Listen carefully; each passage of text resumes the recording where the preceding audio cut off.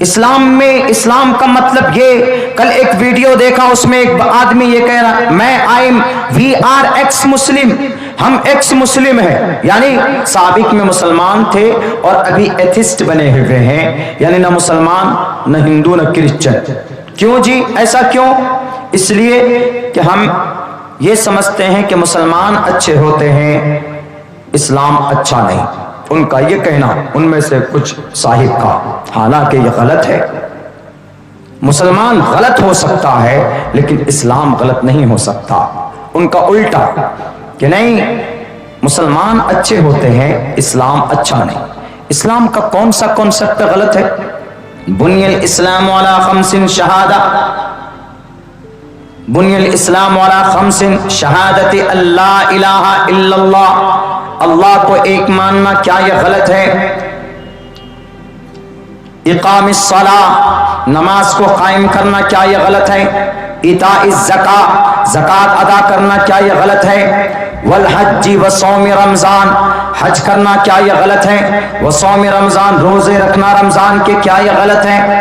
ان الدین عند اللہ الاسلام، اللہ کے نزدیک سب سے پوتر دین کوئی ہے تو وہ اسلام ہے، کیا یہ غلط ہے؟ قرآن اگر ہم کھولتے ہیں تو شراب کی حرمت، شراب کی حرمت، شراب کو نکارنا، کیا یہ غلط ہے؟ بیوی کو پردے میں لانا، کیا یہ غلط ہے؟ اس ڈیبیٹ پہ وہ عورت بھی بیٹھی جس کا نام پروین شاہد، وہ عورت بھی بولتی ہے کہ I was very confused، ہم بہت زیادہ کنفیوز تھے، ہم مسلمان تھے لیکن ہم کو ایسا لگا کہ اسلام میں عورت کے اوپر ظلم زیادتی، اسلام میں عورت کو کھل کر زندگی جینے کی اجازت نہیں دی گئی، اس لیے ہم نے I leave Islam and we connected to the Sanatan دھرم، اور ہم اپنے بچوں سمیت ہم اسلام کو چھوڑ کر سناتن دھرم کو ہم نے اپنایا۔ وہ جاہل ہے، ان پڑھ گوار، اس نے قرآن کو سمجھا نہیں، اس نے اللہ کے نبی کی زندگی کو نہیں دیکھا، اس نے اگر جج کیا، اگر اس نے دیکھا تو صرف اس نے ایک مسلمان کی زندگی کو دیکھا۔ مسلمان کی زندگی میں شراب ہو سکتی، مسلمان کی زندگی میں سود ہو سکتا، مسلمان کی زندگی میں ہماری سماج کی بہو بیٹی کی زندگی میں بے پردگی ہو سکتی، مسلمان کی زندگی میں تکبر، ریاکاری، ظلم، فساد، بےایمانی ہو سکتی ہے، یہ ساری برائیاں، لیکن اسلام کی زندگی میں، اسلام کے پلیٹ فارم میں ذرہ برابر گنجائش نہیں ہوتی ان تمام برائیوں کی۔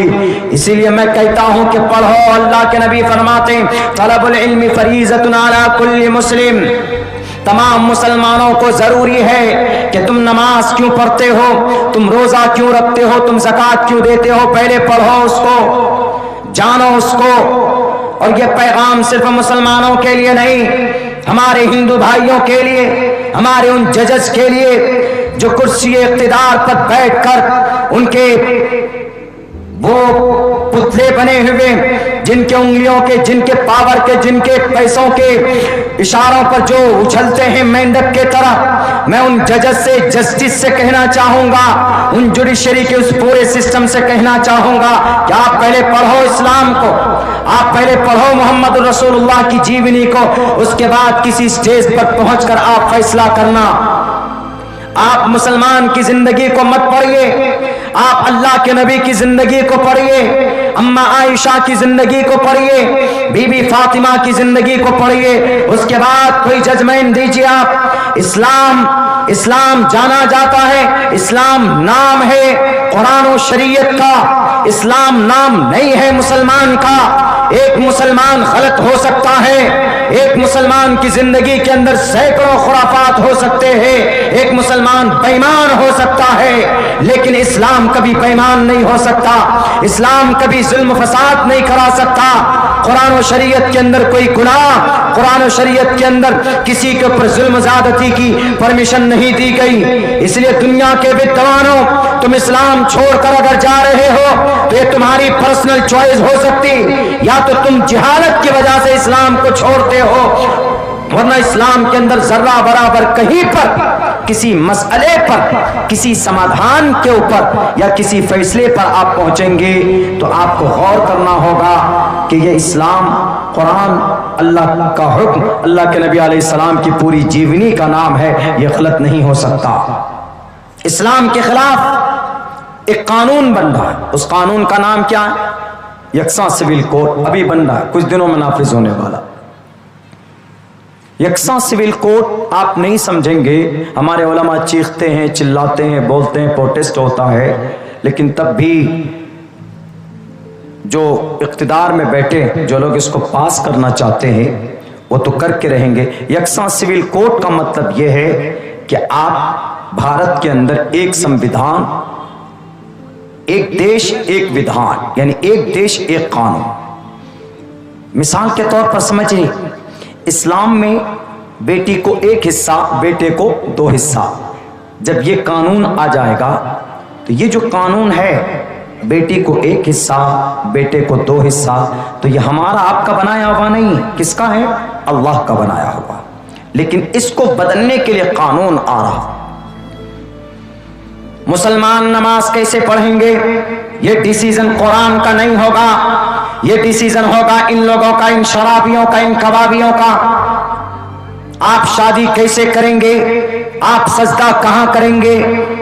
آپ سجدہ کتنے کریں گے؟ آپ اذان کیسے دیں گے؟ آپ کیسے کھائیں گے؟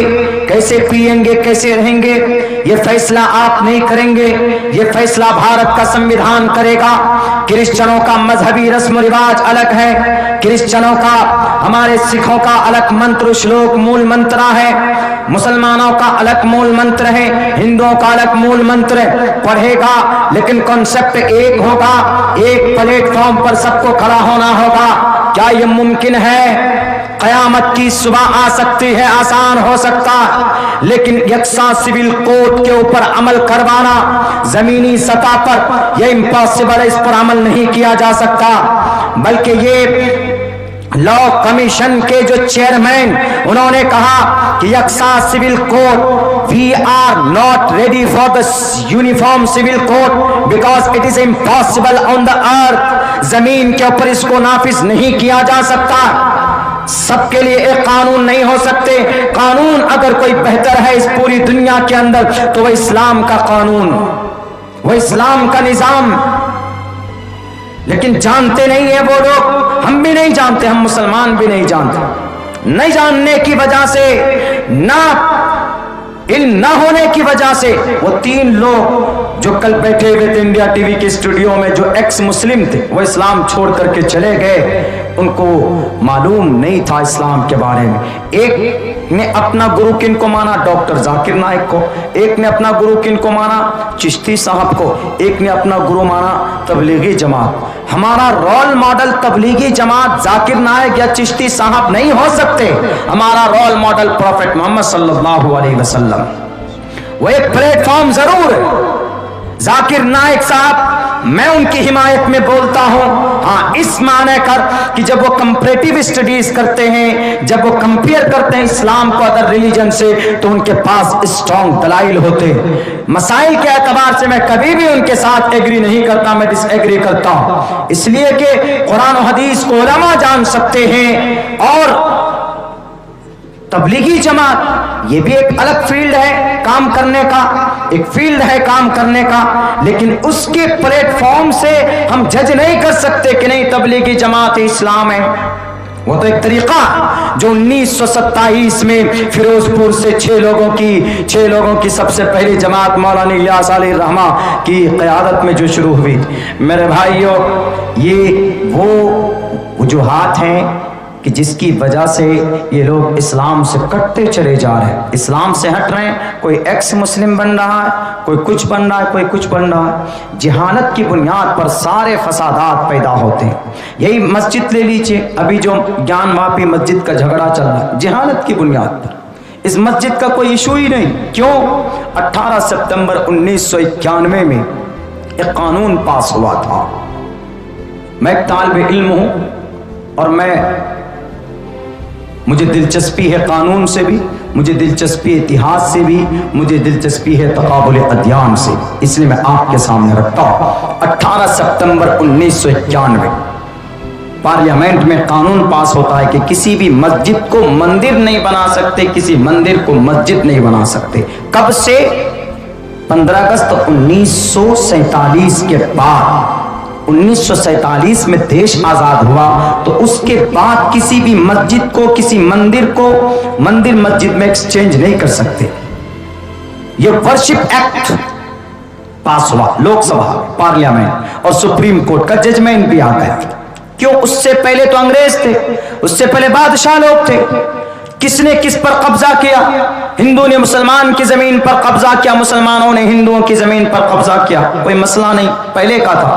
قانون بنا 15 اگست کے بعد. یہ 15 اگست کے بعد سے جب یہ دیش آزاد ہوا ہے, قانون 1947 کو اس دیش میں قانون کے پراودھان لائے گئے. 1949 اور 1950 26 جنوری 1950 کو امپلیمنٹ کیا گیا بھارت کے اندر. اس سے پہلے جو معاملہ ہوا, لیکن اس کے بعد سے کوئی بھی مسئلہ نہیں سنا جائے. اگر کوئی کسی کے اوپر پیٹیشن داخل کرتا ہے کہ یہ مندر ہے ہماری, اس مندر کو توڑ کر مسجد بنایا, کب کا معاملہ؟ جی یہ بہت پہلے کا معاملہ. اس کو مرغا بنا دیا جائے گا, کہے گا کہ تم 3 سال کے لیے جیل جاؤ. کیوں؟ قانون نہیں پڑھا تم نے 1991 میں جو قانون بن چکا 18 سپتمبر کو, کہ پہلے کا معاملہ, آزادی سے پہلے کا کوئی بھی معاملہ نہیں سنا جائے, کیونکہ انگریز اور بادشاہ تھے اس وقت میں. کوئی قانون اور سنویدھان ہمارے اس دیش کا پرسنل نہیں تھا.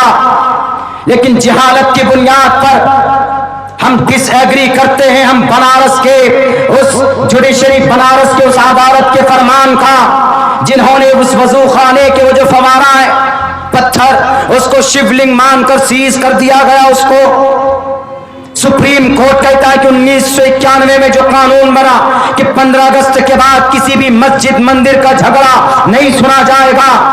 بابری مسجد الگ میٹر, چونکہ آزادی سے پہلے وہ کیس چلا گیا تھا انگریز کی عدالت میں, اس لیے وہ معاملہ آزادی کے بعد تک چلتا رہا. بابری مسجد کا معاملہ صرف مستثنا تھا, باقی اور کوئی بھی مسئلے کا کوئی سنوائی نہیں ہوگی.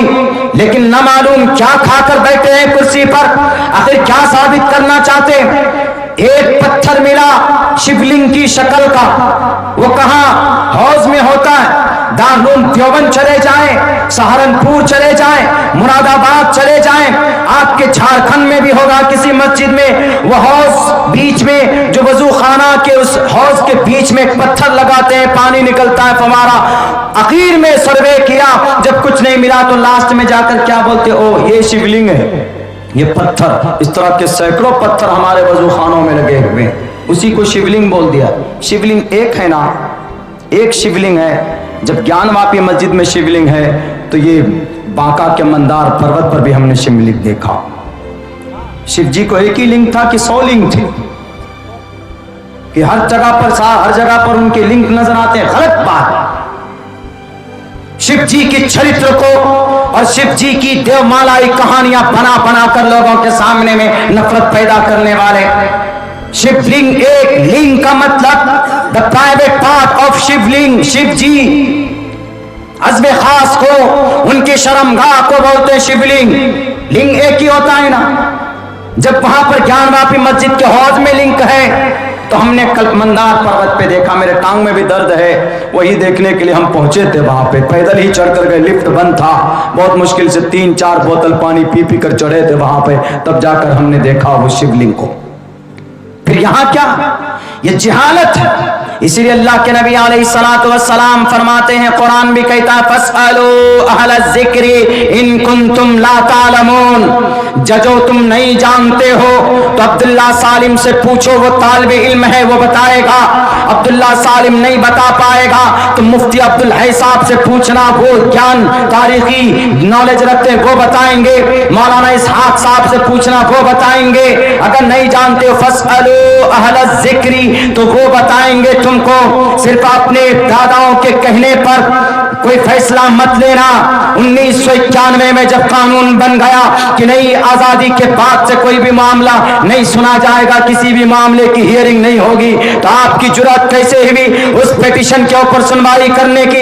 اس کو منع کرنا چاہیے تھا, اس کو ریجیکٹ کرنا چاہیے تھا. اس دیش کے اوپر امن و امان قائم رکھنے کے لیے ان لوگوں کے ہاتھ میں ہتھکڑی لگانے تھے جنہوں نے اس دنگے کو ابھارنے کے اور اس دنگے کو ایک ظالمانہ شکل دینے کی کوشش कोशिश की गई, जब तक जहालत का साथ दोगे अमन शांति नहीं हो सकती। कुरान भी कहता है कुल हल यस्तविल लज़ीना यअलमून वल्लज़ीना ला यअलमून। इतना आसान नहीं है इस्लाम को मिटाना, इतना आसान नहीं है हमारी मस्जिदों को शहीद करके उनके ऊपर बुलडोजर चलाकर उनके ऊपर कब्जा करना। इसकी बुनियाद बहुत मेहनत मशक्कत से रखी गई। बाबा आदम जब आए थे, आने के बाद जब रिप्लेसमेंट हुआ था, अल्लाह के नबी के जमाने में बच्चों का खून शामिल है, भूखे सहाबाए किराम का दर्द शामिल है, और फिर गुलामों की जिंदगी इस इस्लाम की एला के लिए और इनकी सरबलंदी के लिए उन्होंने अपनी जानों का नजराना पेश किया।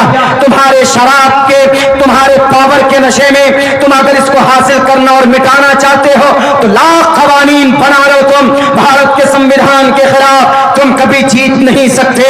इसलिए कि इसकी बुनियाद इतनी मजबूत रखी गई, मुसलमानों की इस्लाम की बुनियाद इतनी मजबूत रखी गई, अल्लाह के तरफ से फैसले हुए। लेकिन इस जमीन के ऊपर जब बुनियाद रखा जाना था तो बिलाल हबशी को तड़पाया गया था, लेकिन तब भी उन्होंने कहा कि इस्लाम जिंदाबाद रहेगा। अल्लाह अहद था, अल्लाह अहद है, और अल्लाह तबारक व तआला वाहिद है, वाहिद रहेगा। कोई इसको हम कंप्रोमाइज किसी के साथ नहीं कर सकते। छोटे छोटे बच्चों की कुर्बानियां शामिल है। शहब अबी तालिब के 3 साल की वो दर्दनाक जिंदगी सहाबाए किराम की देकर, कुर्बानी देकर इस्लाम को सींचा गया है। तुम्हारे इन जजों के, तुम्हारे इन अदालत की ताकत दिखाकर भारत के संविधान को तुम ठेंगा नहीं दिखा सकते। भारत के संविधान का दुश्मन तुम हो। 1991 में जब कानून बना तो हमारी उस मस्जिद को क्यों हासिल करना चाहते हो? गलत तरीके से इल्जाम लगाते हो औरंगजेब पर। सुनो ये तारीख औरंगजेब आलमगीर रहमतुल्लाहि अलैह की, ये तारीख मेरी रिकॉर्ड हो रही, इनको लॉन्च करना मेरे नौजवानों मीडिया वाले भाइयों। औरंगजेब, इल्जाम है कि औरंगजेब ने विश्वनाथ मंदिर को तोड़कर उसके ऊपर ज्ञानवापी मस्जिद की बुनियाद डाली। गलत हिस्ट्री पढ़ो, डॉक्टर बीएन पांडे की रिपोर्ट, अब्दुल्ला सालिम की किताब नहीं है ये किसी आलिम उलमा देवबंद की किताब नहीं है, तुम्हारी किताब doctor BN Pandey, doctor PL Gupta, उनकी दस्तावेज की बुनियाद पर यह पटना म्यूजियम के साबिक मोहतमिम जिनका नाम बट्टा सत्यारामानंद है, उनकी किताब का नाम पर और पत्थर के ऊपर विश्वनाथ ज्ञान मंदिर की तारीख को, ज्ञानवापी मस्जिद की तारीख को कलम किया। अगर तुमको जानकारी है तो पढ़ो और इन नापाक ख्यालात को अपने दिमाग से निकालो। खुदारा इस देश के अंदर जियो और जीने दो, इबादत करो तुम अपने परमात्मा की, पढ़ो तुम नमाज के वक्त हनुमान चालीसा, जय हनुमान ज्ञान गुण सागर, जय कपीसते हो लोक उजागर, अंजन रामदूत अतुलित बलदामा, अंजन पुत्र पवन सुतनामा, वीर महावीर विक्रम बजरंगी, सुमकुमति निवार सुमति के संगी, कंचन वरण विराज सुबेशा, कानन कुंडल कुंचित केशा। नहीं तुमको आता हनुमान चालीसा, अब्दुल्ला बताएगा आपको, पढ़ो तुम हनुमान चालीसा, मना नहीं है। लेकिन हमारे मस्जिद के सामने लाउड स्पीकर लगाकर पढ़कर तुम क्या साबित करना चाहते हो? ईश्वर को खुश करना चाहते हो? नहीं, ईश्वर कैसे खुश होता? सत्संग दीर्तान विचारतो शाह, ईश्वर का मनन करो, उनकी सिफात का तज़किरा कीजिए, तभी ईश्वर हासिल होता है।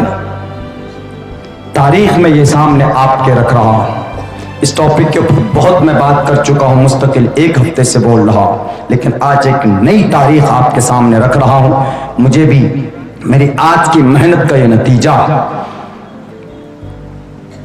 डॉक्टर बीएन पांडे 1977 के मेंबर ऑफ पार्लियामेंट, ऐसे वैसे आदमी नहीं थे, वो कोई लाल बुझक्कर नहीं थे। Doctor BN Pandey he was a doctor of philosophy.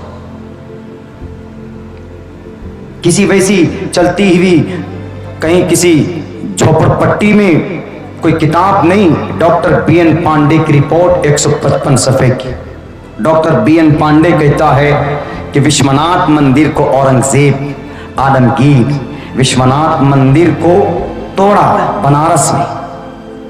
ये रिपोर्ट उन्होंने सही की कि तोड़ी, मंदिर को उन्होंने तोड़ा, लेकिन उसके साथ साथ एक मस्जिद भी उन्होंने शहीद की, गोलकुंडा की एक मस्जिद शहीद की। ان کی زندگی میں صرف دو یہ بات، ایک مندر کو توڑا اور ایک مسجد کو شہید کیا۔ اچھا لوگوں کے سامنے تو بہت مشہور ہے کہ سب سے زیادہ مندر اگر کسی نے توڑا تو اورنگزیب عالمگیر رحمۃ اللہ علیہ نے، بالکل غلط رپورٹ۔